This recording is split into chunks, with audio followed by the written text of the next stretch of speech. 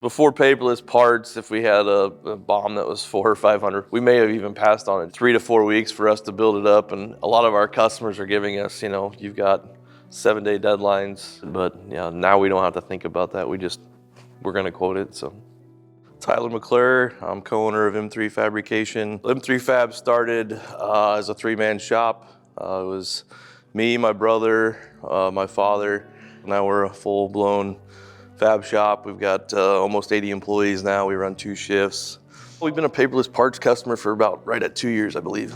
It was the smoothest implementation of any software I've ever been a part of with any company.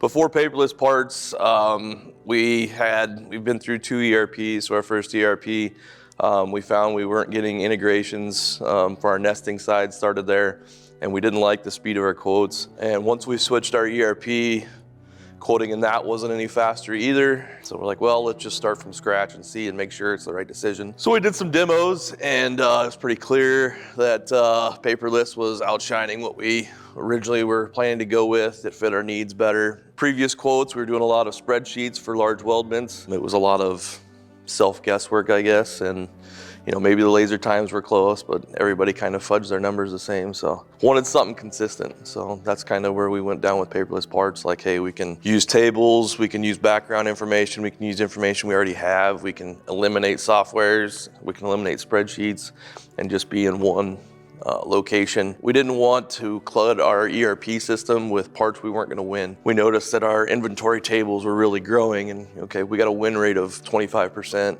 Why put 75% of junk into the system? You don't know at the time you're quoting it if it's going to be junk, so let's put it in paperless, and then we'll only bring over one good information over into the ERP system and then let it run, and then leave any dead quotes in paperless, or they might trigger back up a year from now or 2 years from now, but leave them there until they're actually orders. So some of the benefits we've seen is we've been able to grow the company without having to grow the quoting side or the office staff side. We've went from 50 employees 2 years ago, paperless, to now we're at 80 employees on the floor, and we're not growing the quoting side. We can train, a fairly non-manufacturing person in this software and get them up to speed pretty fast. We saw this was an opportunity to be able to scale our business and be able to trust more people quote and be able to take off some of our hats a little bit and be able to grow the business from the top side and kind of get bigger that way.